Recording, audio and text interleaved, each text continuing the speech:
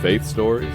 My now wife Chelsea was like, "Hey, you're coming to church with me on Sunday," and I was like, "All right, I've been looking at the Bible. Let's do this."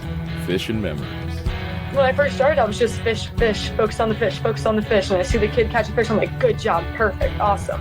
And then he goes up there and I'm like, we're catching slot snook.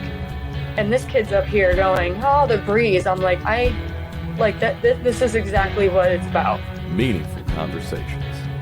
You have to stay in the Word. You have to have a good support system. You have to know what the end goal is. You have to know who God is. Positivity. This is the Faith and Fishing Podcast. Your hosts, Cam Steele. If your identity is you're an angler, whenever you're not doing well in the water, that's whenever you can't be content. And Robert Randolph. And his timing is perfect. We might not always agree with it, and we might not always understand it at the moment. Bring you interviews with some amazing guests from the fishing community and discuss all things to do with fishing and their faith. Welcome to the family.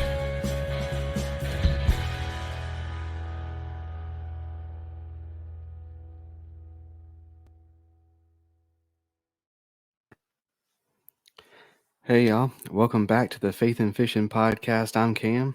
Hey, and I'm Robert. And welcome to Season 5 of the Faith and Fishing Podcast. We are going to have a few little kinks that we have to work out as we, navigate through our new intros and stuff like that, not being big enough to fill up the screen and all that kind of stuff. But Robert, how was your break, brother? Yeah, it was good, man. Just, working and doing Christmas and still have a little bit of Christmas to go. So we still have one more trip to make on that. And, everything's going pretty good. I mean, watching some basketball. So that's been fun. And, just keeping it between the ditches. What about you? It was good. I depleted my introvert battery pretty good. But we have completed all of the Christmas with all the extended family and everything. We had a good time, and I had fun kind of working on new videos and stuff like that for this season. I kind of took it upon myself to do all of the work in the off season this time, because Robert is going to be picking up a lot of the slack and doing a lot of the show by himself in the middle of the year come this summer, because we have baby number 2 on the way, due end of May. So excited about that, and glad to have a co-host this time. So hopefully we can keep the ball rolling. But did you get a chance to do any fishing over the break? So I think I only fished one time, and that was the CKA winter, online deal. And I'm pretty sure that I didn't even get a bite. And if I did get a bite, it was very subtle. But you know what? I got out that day and fished until about 1 or 1:30, and then I had some other stuff already lined up to do. So it was good to get out of the house. It ended up being a pretty nice day. And I just went to a local spot that me and you had been to before, but figured I could get on a couple there, but it didn't happen. So, that's cool. I think there's another one of those coming up in a couple weeks. I'm going to try to fish it and go from there. What about you? Yeah, I got a chance I went out once, did some bank fishing. And it was funny. I caught 2, and I didn't hook either one of them. It was the strangest thing. So the first one came up and swiped at a lipless crankbait, a little straight king red eye shad, and I lipped it and pulled it up and looked down, and it had it in its crushing plates in the back of its mouth, but neither treble hook was in it. I was able to just reach down and pull it straight out of its mouth with no issue at all. It's crazy. And then the second one was I sent a picture to you. Said, yeah, I'm basically a pro, because it was, Oh yeah, the little 8-inch, dude, 8 inches was maybe that's 6 inches. this thing was the size of my middle finger. And I felt it on the Ned rig.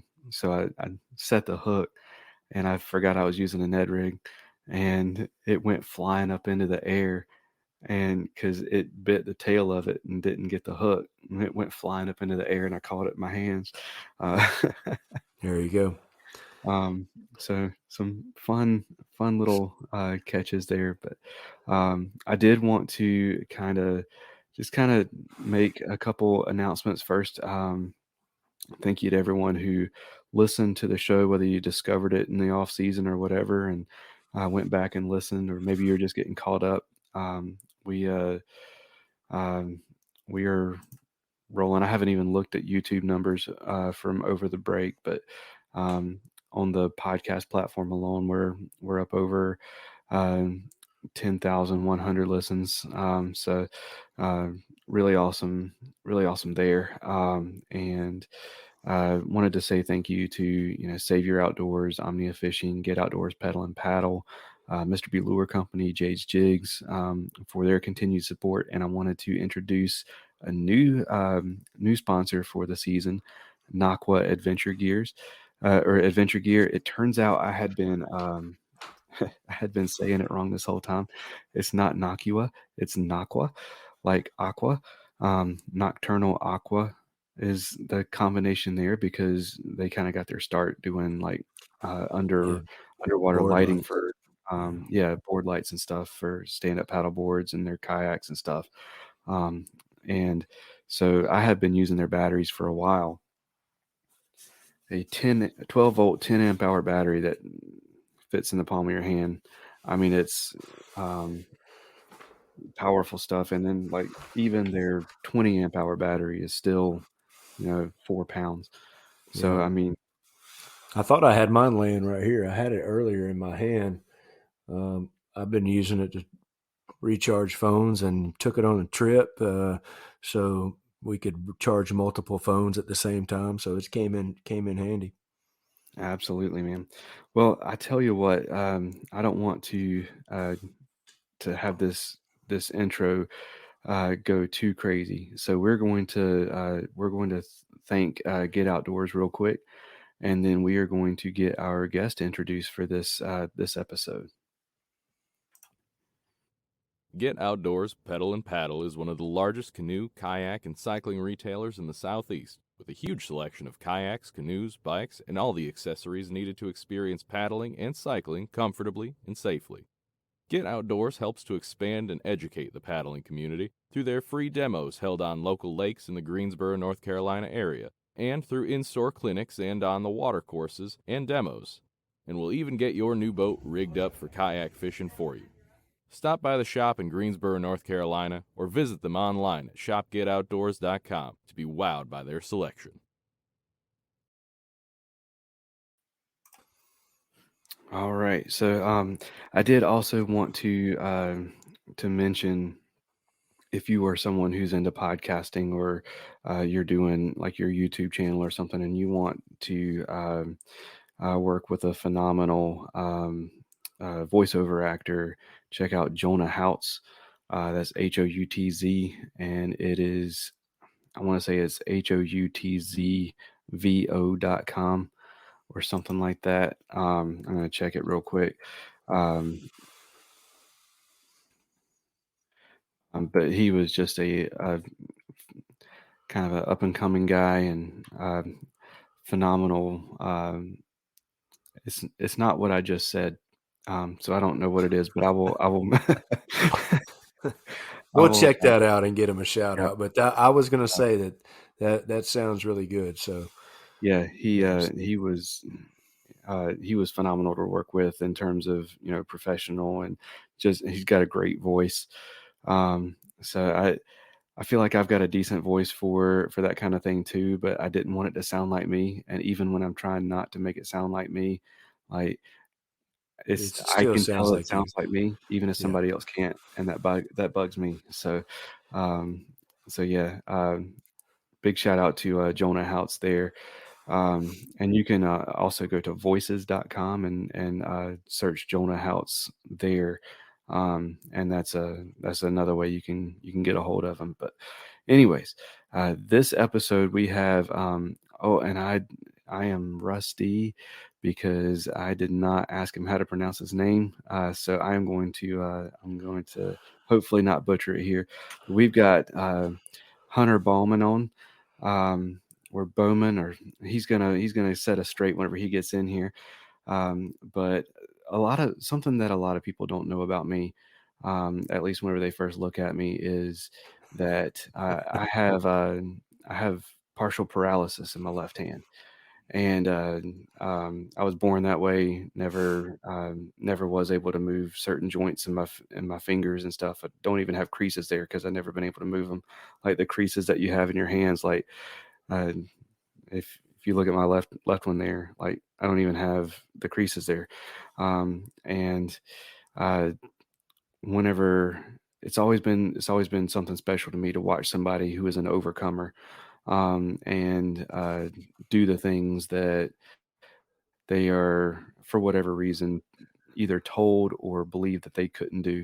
So this guy, we had my fishing buddy Jamie on a while back. And he's an amputee, and this guy's an amputee.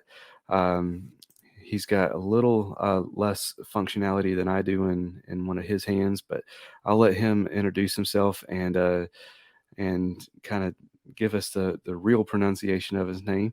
But Hunter, man, welcome to the show. Hey, man, thank y'all very much for having me. And nobody gets the name right, so whatever you say, I'll answer to it. But Baughman is what I say. That doesn't mean Bogman. everybody in my family says the same thing, but that's what I landed on. But Awesome. yeah, Well, glad to be on the show. absolutely, man. Well, go ahead and introduce yourself to our listeners and tell us who Hunter Bogman is. So I'm from Judsonia, Arkansas. I'm a fourth, which is Central Arkansas, because nobody knows where Judsonia is. But I'm a fourth year NPFL tour angler. I've tournament fished. I'm 37, so 20, 22, 23 years probably. Probably got fairly serious within the last 20 years. About the time I graduated high school, I started fishing a bunch of stuff. Fish locally forever, fish Toyotas off and on for years when I could afford it. Very fortunate to be able to put it all together to fish the NPFL the inaugural year and have stayed with them and hope to do that for a long time. Outside of fishing, man, I absolutely love hunting. Like, I'm sick to death about deer hunting. Love to duck hunt too. Actually, duck hunting the last 2 days. Just got in this evening. Got a wife, Andrea, 2 kids, Kinley and Cassidy, 2.5 and 1. Man, that's church, family, and hunting and fishing. That's hunter's life, man. That's all I do.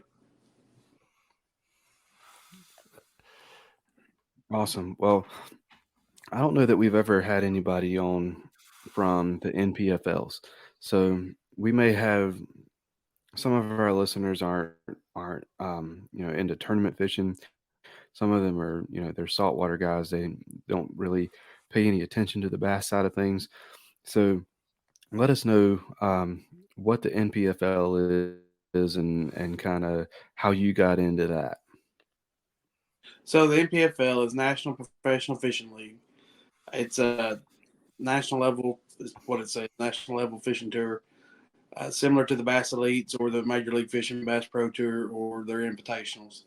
We travel around. We have 6 tournaments and a championship every year. They're 3 days. The full field fishes all 3 days. This year's field is 127, I think. And that's basically, it's just a high entry $5,000 or $5,200 buy-in, $100,000 first place. Just your pretty typical national bass fishing tour. Very, very focused on fishing and not politics, which is unlike some of the others. And they're just there to go fish, man, and nothing else. And a lot of live cameras and just fun stuff, ways to support the sponsors.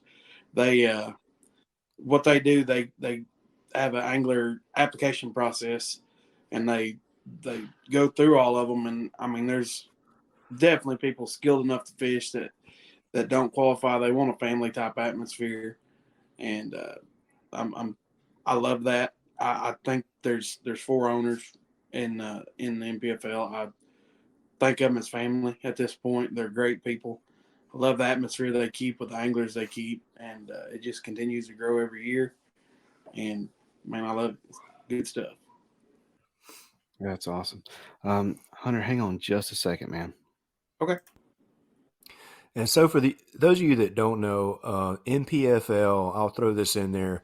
You know, if you like watching MLF, you like watching the elites, and you haven't checked out the NPFL, you need to go check it out because just to give you a little sample, towards the end of last year, they partnered with, and I'm not sure if they're partnering with the same people in 24 or not, but I believe the name of the video company and TV broadcast was Fix TV. But those guys were really the first ones and still right now the only ones that have hit a home run and showing the forward facing sonar in the broadcast on a split screen while you can watch the angler and the angler is explaining what the forward facing sonar is doing. And to me, I enjoy, nobody, you hear it all the time about forward facing sonar. Everybody's looking down. Well, guess what? If I can see what the angler can see, what he's looking at, and then that guy's explaining to me like, oh, here's what's happening on that. And you can actually on some of those video clips, see the fish, hitting the lure on the forward facing sonar on the live broadcast. Those guys beat everybody else to the punch on that. And to me, Luke Duncan and Fat Cat are more entertaining than the other. Not taking anything away from the other guys, but I enjoy listening to them. I enjoy the realness of everybody that's on there. And just like Hunter was saying, you can see that family atmosphere come through in the broadcast and how the anglers are talking. It's everybody is positive, upbeat. And man, I've enjoyed watching it over the past few years and have followed along pretty closely. And I think you get a little bit of a snowball effect. And man, this year going into it, you got some people joining, and it's getting bigger. It's getting bigger names that people know the names, and I think it's just going to keep snowballing. And I wouldn't be surprised to see it, right up there on an even playing field, if it's not already. For sure. They actually released the names here the last couple of days. Man, it was. Yeah. I knew. I think we got I counted. I think we got 10 elite guys coming, 1 Bass Pro guy, and then man, there's another 7 or 8 retired, like David Fritz, guys that we know. You know what I mean? That aren't doing it. Yeah, I was impressed. There were some names I didn't know was coming. I saw Kyle Welcher. I mean, that's elite angler of the year last year. That's a big deal, man. For sure. Yeah, and I'll piggyback on what Robert just said. Any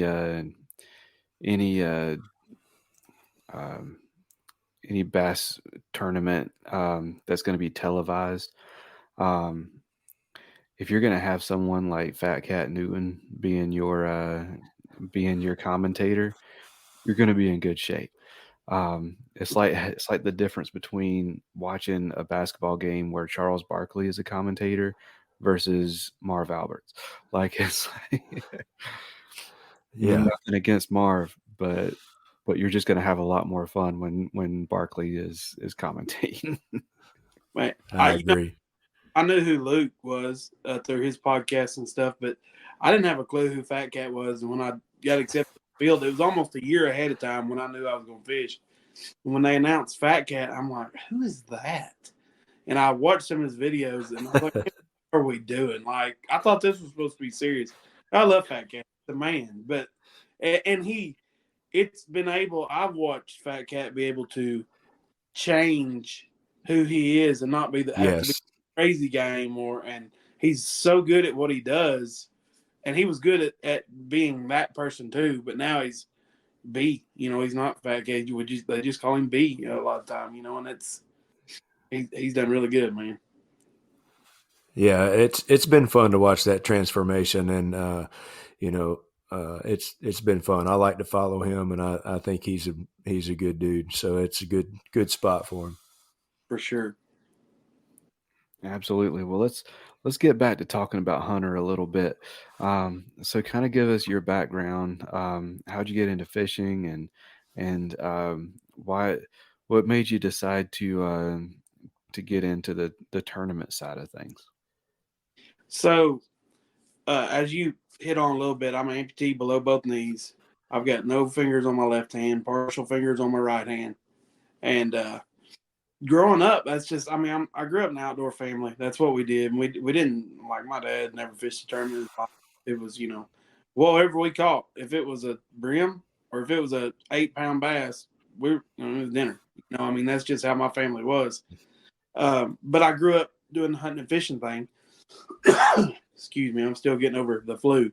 But I'm so competitive. Like I always tell everybody, if we play rock, paper, scissors, I want to win. Like I don't want you to ever win if I'm against you in anything. Like, and I can love you to death, but I want to win at everything I do. And I wore artificial legs, so I was 13 or 14.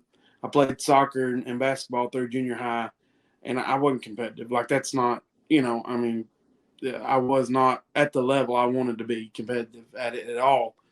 And I don't even know. I really don't. I'm not that dude that watched. I remember watching Bill dance my whole life, but like Bassmasters, I'm not the guy that was 6 years old watching Bassmasters. Like I didn't know what a tournament was, but whatever reason, right around 13 or 14, I decided I wanted to fish a big bass tournament in Arkansas on the Arkansas River. And all we had was a flat bottom, 14-foot flat bottom with 8 horse. And I talked to a local boat company that we knew into letting us borrow a boat or sponsor a boat for the tournament. And talked my dad into taking me this tournament. And we got our teeth kicked in like it was terrible. But I enjoyed it so much. I was like, I want to do this again because it fired that competitive itch. And I had a small metal bass boat before I had a truck. I'd like call people and be like, hey, you got to come get me. We're going fishing. And I just kind of kept doing it and fished a lot of local stuff. And for, probably 3 or 4 years, like I never cut a check. Fished with my cousin a ton. He's still my team partner today when I'm home. But we didn't do real good. And then we fished that same big bass tournament. I may have still been in high school, probably was. And fished this big bass tournament, and we won the pool we were in, won $4,500. Then, like a month later, we went and fished a championship for something different and won like $1,000. For a teenager, that was a lot of money. It's like, oh, yeah, I want to do this now, And I really started working on it. I was fortunate. My family owned a couple grocery stores, and I worked for them. I could make my schedule. So, I was always free on Friday and Saturday so I could practice and fish. And I started fishing some BFLs, a lot of local team stuff. And it just kind of grew. And I experienced more and more success. And there came a point somewhere, early 20s probably, I'm like, at that point I was like, man, I'd really like to do this. Like, do it. But there came a point where I'd had enough success. I'm like, I might be able to actually do this. Like, I'm a firm believer nobody can do it without sponsors, but I was starting to learn that end of it. And I felt like the skill was getting there where I was still getting beat a bunch, but I was winning, like it wasn't near as hard to go to the boat ramp and leave with money, and I was like, man, I kept building it. It was just slow and so expensive to do. And I'd fish back then. There were Ever Starts, and then there were Coastas and Toyota Series. But I'd fish a division, I think the first year I fished like 2. I couldn't afford to go to the last one. I didn't go. And then it took me like 2 years fishing locally to make enough money to be able to go fish again. I fished a whole year of them, and I made checks in the first 2. And I think I might fish the next year. Then I took like 2 more years off and fished everything I could at home to put back money to go fish. I just kept doing that, and I'd get up to that level, that regional level, and it just, man, for anybody that ever wants to tournament fish, like you got to have as you grow with it, you got to have your ducks in a row, because I've been there. I'll never forget one of those times I was at Lake of the Ozarks. It was fall, and man, I didn't have no money. I may already been married. I've been married 10 years now. I may already been married. But, yeah, I know I was. 'Cause I remember telling my wife, I mean, it's like, I need to make a check. And the last day of practice, my cranking battery went out. I had to go buy a new cranking battery that I couldn't afford. And then I ended up fishing close because I didn't really want to spend the fuel to go to the fish I found because I'd spent the money on the cranking battery. And I came home and I put the boat up and I'm like, if I can't afford to spend $500 a day in fuel, I'm not ever traveling again. I'll fish at home. I can catch enough fish to pay for my trip at least at home. And it took me, I took 2 or 3 years off. I didn't do nothing but fish locally. I had a boat I was trying to sell like 600 hours on it. Nobody'd buy it. I was scared to put more hours on it and blow it up. It was out of warranty.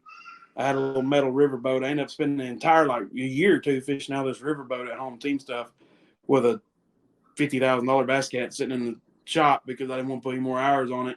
Finally got it sold. And, man, in 2019, I kind of got my feet back under me and started doing, being able to go fish some more and really worked on that sponsor game hard and bought a new boat. And it just, if I wanted to do it at a national level 10 years ago, but I could never do it. But at that, 21 is when the NPFL started. It kind of just coincided to where I was finally to the point I felt like I could swing that. I had the sponsor backing to help. I'd won a Mr. Bass of Arkansas here, which is like a BFL type tournament, but it's been around for like 50 years in Arkansas. It's a draw type tournament. Every professional name you've ever heard of come out of Arkansas has won one of these. They're very prestigious. Won one of those. Actually, Bassmasters shared the story on their page and Boat US, and that kind of let my name start getting out there a little bit. And man, it's just I finally put together, and I've grown a lot of the sponsorship part of it in the last 4 years through the NPFL. Very, very fortunate, blessed, really. The first NPFL was on Eufaula, Alabama, and I had a terrible, terrible, terrible, terrible practice. And the last 2 hours of the last day of practice, it was like Southern Alabama, half the lakes in Georgia. It's middle of March. It's 80 degrees every day, and the fish are just going to the bank. And I was on the bank, and it had been miserable, and I'm a nervous wreck, man, that this tournament starts, and I see a hump off the bank a ways, and I look across it on my way out to put the boat on pad, and it's just full of fish, like full of fish. I spin around and throw out there, and my bait never hits the bottom. I catch a 5-pounder. I'm like, oh, dang. So then I get to looking at my map, and I'm like, there's one. I run over there, and I drop the trolling motor. The bait never hits the bottom, 4-pounder. I do that 3 more times. I've got like 20 pounds. I'm like, all right, this may be good, And my buddy, that Paul Browning, I ran with him first 2 years in NPFL. He ended up telling the guys at the NPFL that I was going to catch him, which is like the biggest jinx ever, and I was ready to kill him. But they stuck a camera in my boat. And I didn't realize then because I was a nervous wreck that I had a live camera on day one. But the entire fishing world was watching the NPFL day one alive. And I had that camera, and I actually ended up in the top 10 after day one and caught them and got to catch them on live. And, man, that amount of exposure helped so much. I caught them well enough to get the camera on day 2, and it really started snowballing from there. That's awesome. All right, man. Well, let's swing towards your faith story a little bit. Kind of give us an idea of what it is that you believe in and how you came to believe that. Absolutely. I went to a Christian school from first grade till I graduated. I hadn't been in church my whole life. My family was Easter and Christmas, the like a lot of families are, go with the family. My grandparents went every week and go with them on the holidays or whatever, Mother's Day. But I was in the Christian school. We had chapel, and I get it. I know Jesus died. If we believe that and give our life to him, then we're going to heaven. Like, that's obviously the Christian belief. Like, I knew that. I did papers on it, like the whole deal.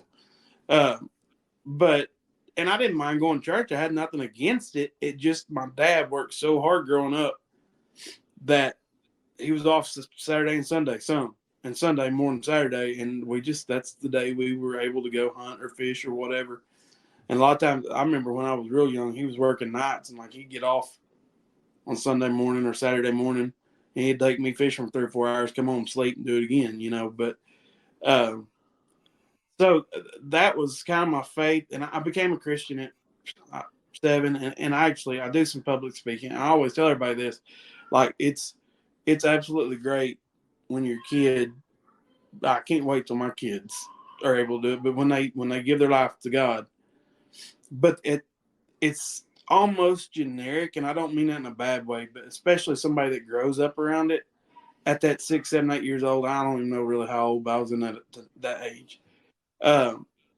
Because it's just what you're taught to do. But as a kid, I don't really think you know what you're committing to, if that makes sense. Like, you're living for God, but I think it takes an adult to really comprehend what's going on. So I've been a Christian since young. And in high school, I had a couple of buddies I went to school with. They went to a church together, and they took me on a fishing trip, actually, to a pond that their youth group was doing. And I knew a couple of other guys there, and we had a lot of fun. And they started inviting me to a youth group. I started going every week. And I don't know, 6 months into it or whatever, I started actually going on Sundays with them. And that was, and I actually live an hour from that church now, and I still go to that church now every week. And that, that was kind of my really, as my life started to turn a little bit and in church more. And my parents ended up, I did that for 3 or 4 years. They ended up starting going to another church. They go to church every week now. I'm tickled about that. But I never went with them. We never went. It wasn't like, all right, mom, dad's making me go to church. I went because I wanted to go. So what that made me do as a little cocky teenager is when it was a cold front and I wanted to go deer hunt, I went deer hunting on Sunday. I mean, like I was at church most of the year. It wasn't just occasional. Like I was there every Sunday and Wednesday and Sunday night till there was a cold front or a bass tournament. I mean, pretty much, depending on what time of year it was. And then in my mind, I'm like, look, nobody's telling me to go to church. I'm doing this on my own. So if I don't want to go to church, who cares? I'll go next week, And I'll never forget, I was at a Bass Nation state tournament on Lake Hamilton. I had a co-angler with me, and I didn't know him. And we had talked about everything through the day. And we talked a little bit about faith. And it was opening day of muzzleloading season, and it was cold, and it was clear. I don't know if y'all hunt, but like I said, I'm sick about deer hunting. And it was like the day to be deer hunting, and it was opening day, and I was fishing, and I wasn't catching them. And I was pretty ill about the fact that I was not in a deer stand, and there's gunshots going off. I'm like, man. And it was a Saturday. It was day 2. Like, the writing was on the wall. Day 1 wasn't good. We knew how this was going to go down. It wasn't like I'm just trying to get done fishing. If I hadn't had the co-angler, I wouldn't even have been there. But I said, man, I know one thing. When I get home tonight, boats in the shop, 4-wheelers on the truck, I'm going to Deerwoods in the morning. He said, you're not going to church? I said, no. He said, don't you think you should go to church? And I'm like, man, in my head, I'm like, dude, hush. Like, what? Is it any of your business? Go away. Just fish. And I said, yeah, I probably should, and I will next week. But tomorrow, if you didn't hear me, I'm going to Deerwoods. And he said something again. I'm like, whatever. And like, I mean, I wasn't ever rude about it, but in my head, I'm like, please quit. And so the next day I go deer hunt, don't do any good. And the next week it's a cold front. I go deer hunt. I don't do any good. And there was a Sunday there, and I was like, I ought to hunt. I'm like, I think I'll go to church. I went to church, and 2 days later, I killed like the biggest deer I've ever killed, or a big deer.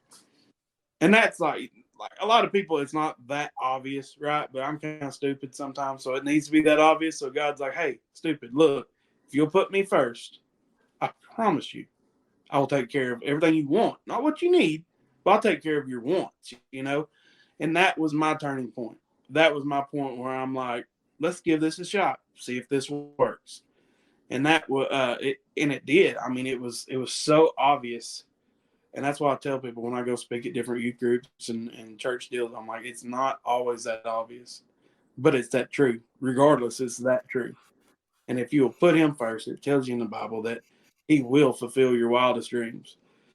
From that point forward, like the next year, I won the Mr. Bass of Arkansas tournament. Who cares? Have killed some good deer, but my hunting was better. My fishing just started. I mean, it just continuously got better every year. And from that point forward, I made it a point to tell people about Jesus first, and then worry about fishing. And He is taking care of it. And that's what's so cool to me about my story, because the dude in the chair with no feet and one hand, three fingers, like, I'm not supposed to be fishing, period, much less at the level I'm fishing at and being successful. I mean, this past year I had 2 top 10s in the NPFL. I made the championship. I don't tell you that to brag. I tell you that because I shouldn't be able to do it. Like, God is the only reason I can do that. And I get to travel over the country, and my job is to catch fish and go tell people about Jesus. That's what I do. I mean, those are the 2 things I do. And it's because of Him letting me fulfill my dreams and tell more people about Him. And it just grows, and it's awesome. Awesome. I mean, it overwhelms me. Absolutely. And what was it that clicked and it was like, my story means something to somebody and I need to share it? You know, I've always wanted to be just like, a matter of fact, I think the boat, yes, one of the deals Bass did, it said just normal or something of that nature. That was the title of it. Like, I've always just wanted to be normal. Like, if I meet you going in a building, I don't want you to go out of your way to hold the door. Like, I just want to be a normal dude. But I know I'm not, right? And it's there.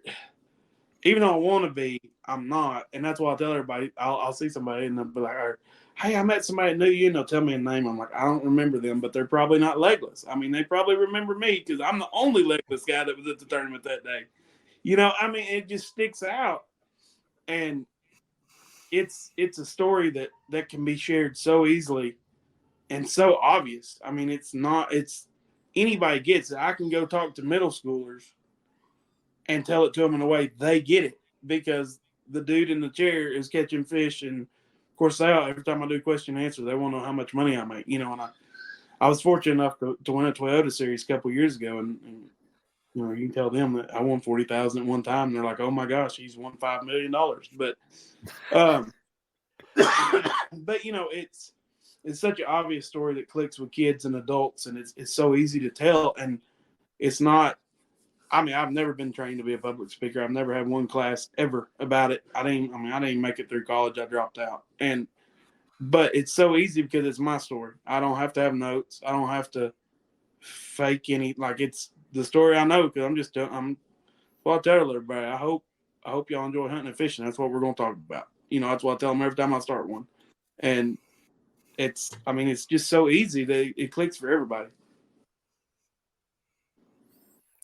I want people to rewind and listen to that again. He doesn't have any formal training or anything, but it's easy because it's his story. Share your story. That's what this podcast is all about. Share your story, because there's somebody out there who needs to hear it. Yeah. I'm sorry, I cut you off. What were you saying? No, I just say everybody has a story. Like, you don't have to go to seminary. Everybody's got a story. And that's all people want to hear is your story. Absolutely. And like with Timothy, we have a lot of people who come up here and they're like, I don't really have a story. I just always believed. It's like, that's your story. Like, yeah, there are other people out there who have just always believed, and they need to know that it's okay not to have that Damascus Road experience, that the people who, you know, they were on the brink of death because of alcohol poisoning and stuff, they are looking at you like, man, I wish I had been that way the whole time. Like, they're looking at you like, I wish that were my story. And you're over here like, I wish that was my story, that I had this big thing. But yeah, share your story, because there's somebody out there who needs to hear it. For sure. Well, we've got a couple questions that we always like to ask everybody. Um, and first, what fishing story or memory means the most to you?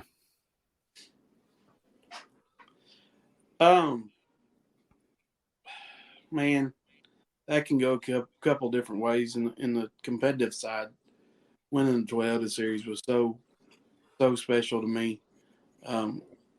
It There were things said by people I consider heroes that just blew my mind. That they said, that was the biggest.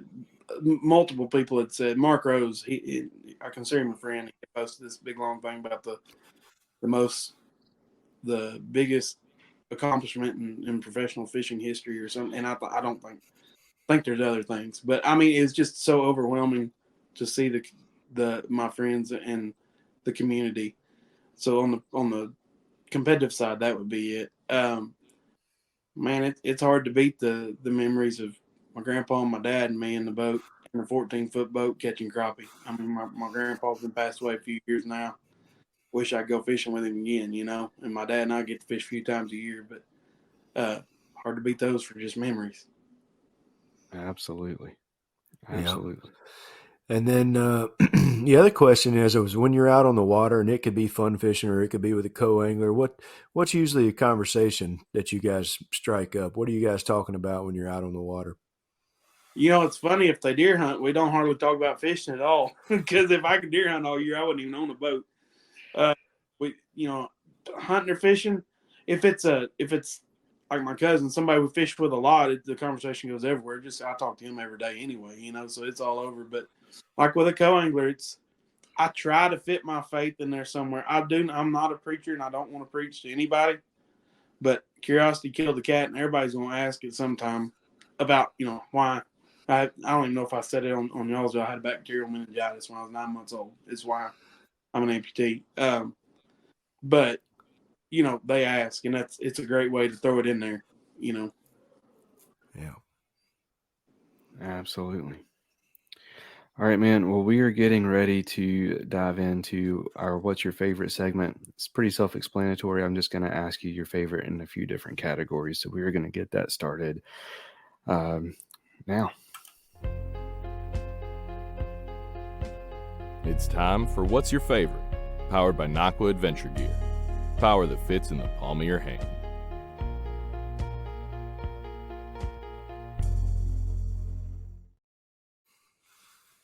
All right, so this is What's Your Favorite. Now it is powered by Nakwa Adventure Gear. Go to nakwa.com. That's NOCQUA.com, and you can check out they've got their power bank, their USB charger. You can check out their batteries, their lights, all that good stuff. And if you are on the fence about whether or not you want to to try out Nakwa, use or go and email info@nakwa.com and ask for Heidi and let her know that Faith and Fishing podcast sent you, and just kind of see what happens from there. But we are excited to be working with them, and excited to see what that brings. But anyways, so what's your favorite? We're going to get it started with what is your favorite scripture? I can do anything through Christ who gives me strength. Awesome. Well, I don't know if I have the right questions or not. So. We're going to go with the favorite Bible translation. Okay. NIV is still what I use most of the time. All right. That's what I use too. Cam's going to update me. Yeah, I'm going to send you the, let's see.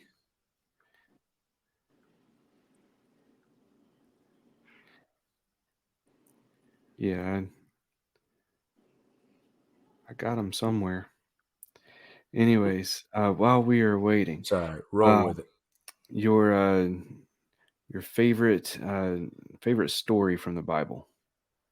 Favorite story from the Bible. When the paralyzed man was healed and his friends lowered him through the roof because I've got a group of friends that's unlike any other. That's awesome. Yeah. That's a really good one. I love that one too. So we're going to switch it up and go with a fishing one. What's your favorite fish to catch? Smallmouth, probably. Yeah. They're little in Arkansas, but I like going north. It's fun. Yeah. Absolutely. They're number one on my bucket list. I still haven't caught one yet. Really? Really, yeah. Here in Eastern North Carolina, it's a drive to get to them, and Yeah. I'm not good at deep water stuff, so whenever I do find them, I'm not. I need to go to a river and target them where I'm a little bit more in my comfort zone. But yeah, so what's your favorite fish to fish for? So your favorite to target, figure out. I guess a shallow water largemouth's hard to beat. A frog, swim jig, something like that. I mean, that I like catching smallmouth when it comes to a tournament. I try to avoid it as much as I can because I'm not real good at it sometimes. But yeah, I mean, I grew up on the Arkansas River, so current related grass, frog, jig, buzzbait, stuff like that. Yeah. I So dig what it. about favorite fish to eat? Crappie. Yeah, I knew that was coming. I Y'all heard you call mention. y'all call them crappie out there, don't you? So, Yeah. well, I'm from around Nashville, Tennessee, so we call them crappie. Out here, they call them crappie. Though, yeah, Yeah. My buddy. CRAPPIE, crappy. it's still crappie. Yeah, unless you go to Louisiana, it's Sac-a-lait. That's right. There you go. That's right. I'll also accept paper mouth. Uh, all right. So this is one of those questions that I always like to follow up with, but it's a stupid question in this scenario. How do you like your crappie cooked? Oh man, fried. Only way, man. Absolutely. Absolutely. All right. So your favorite fishing snack? Uncrustables. Don't know what that is? Oh yeah. Yeah, because I'm too lazy to make my own peanut butter and jelly sandwiches before I leave, so I can buy those and have a box and throw it in the boat. There you go. Yeah. I can't remember who else it was, but we've had somebody else on that said that was their go-to. Yeah, you can't beat those. You just throw them in there, and I mean, you can get them smashed. It doesn't matter. They're still good. It doesn't matter. Doesn't matter how you. It's all good how to you get them for like a week, and then they're kind of nasty. Get 'em. What about your favorite body of water to fish? You know what? That's something people ask me. And I've always said the Arkansas River just because it's home to me. I mean, I've spent so much time on it. But I really, really enjoyed Lanier last October. Like that, Okay. that's right there at the top. It is a phenomenal lake, and I never thought I'd be the Clearwater guy, but I really enjoyed it. Yeah, it's pretty. Okay. For sure. And don't need you to give away too many secrets, but what's your favorite lure to throw? Man, a 5/16 green pumpkin and purple finesse jig. That's I've got a rod and reel dedicated to it. It doesn't matter where we go in the country. Lanier, actually, I didn't catch a fish. First time ever that I've gone to a lake and not caught a fish on it. But it's a bait I've made a lot of money with. I've got a lot of confidence with, and I carry it everywhere I go. Like it is one of the rods on the deck every time I put the boat in the water. Absolutely. I'm not a finesse guy, and I'm not a jig guy, but I do love a finesse jig. They've bailed me out of a lot of tough days, for They sure. just fit, man. Yeah. And what about your favorite time of year? What's the favorite time of year to fish? Hot. Just just this Arkansas River. A lot of stuff will blow out in the spring, and we just fish when it's hot around here. I feel like I don't like it when it's cold because I'm a little bit of a weenie, but I feel like when it's hot that some people get burned out. And I mean, I'm so used to. I fish about 45 local tournaments a year, when I'm home. So we fish all summer long in 100 degrees, and I like it hot and tough. There you go. I hear you. All right, man. Well, we're going to start wrapping things up. Thank you so much for coming on the show and sharing your story with us. Let's go ahead and have you, let us know where to find you, social media, website, all that good stuff. If somebody wants to just follow your adventures, or they want to see how you're doing on your next tournament, or somebody wants to book you for have you come out and speak at their church or something like that, kind of, let us know how listeners can find you. So the easiest way, because nobody can spell my last name, is go to Hunter Fishes, FISHES, hunterfishes.com. And just from there, I've got all the links to all my social on there. You can go, all my sponsors are linked on there. You can go wherever you want from there. If you just want to jump on, I'm on TikTok, Facebook, Instagram, YouTube, Hunter Baughman, Baughman, fishing on all of them. Any you want to go to, that's what you can type in. Absolutely. And what is coming up next for Hunter Baughman? Man, we start at, where are we going? Logan Martin in Alabama on Coosa River in about 3 weeks. I'm a little bit panicked. The boat and truck aren't wrapped.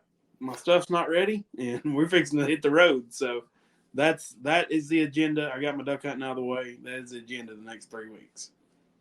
Absolutely. So whenever this airs, that means in 2 weeks he's going to be heading that way. So, all right. And want to give you an open floor to shout out sponsors and supporters. Anybody you want to say thank you to, the floor is yours.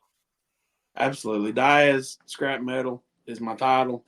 Couldn't do it without them. Brazalo Custom Lures, Horizon Track Marine, Red River Outdoors, Grubs, Bar and Grill. There's I've got a list. I actually put up a post on Facebook the other day. I have the exact same list as last year. I don't have to reorder jerseys. It's very thankful to have the ones that are behind me. They support me and my beliefs. And I'm glad to have all of them. They know who they are. Just glad to have them. Absolutely. All right, man. Well, again, thank you so much for coming on the show. And we appreciate you being here, man. Hey, thank y'all so much. I've had a blast. Appreciate it. All right. Well, Robert, what were your thoughts on this episode? I love overcomers. Like those are my people. Those are the guys that I just gravitate towards. So, yeah, I mean, what an awesome show. But the reason it was an awesome show is because it's an awesome story, and I remember when he won the Toyota Series, and all the attention and stuff that drew. And I mean, I was one of the ones that's like, I mean, how in the world? I mean, you just, so I had to look up on video and watch and see. I mean, man, he's doing the deal. And, it's no dog and pony show. I mean, he's out there doing it just like everybody else is. And it's amazing to see.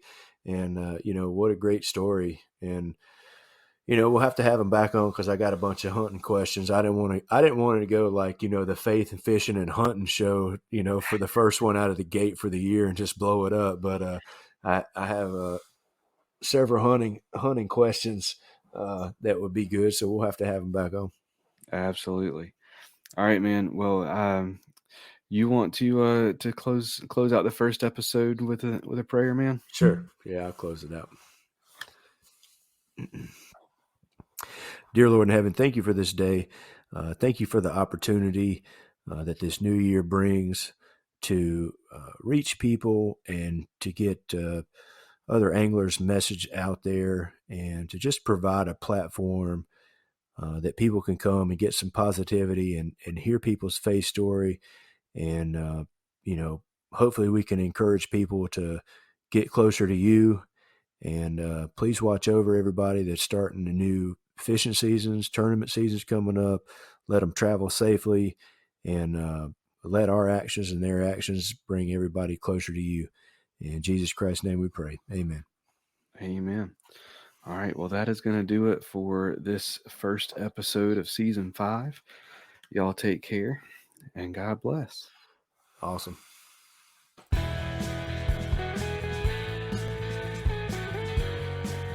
Thank you for listening to the Faith and Fishing podcast. Please consider supporting those that support us. Jade's Jigs lead-free finesse tackle. Use promo code FNF10 at jadesjigs.com for 10% off. Save your outdoors.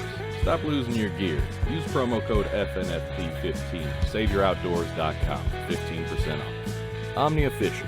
Check out Premium, Premium Pro, and their Ambassador program. Use promo code FNF10 for 10% off at OmniaFishing.com. And if it's your first order, use promo code FNF15 for 15% instead.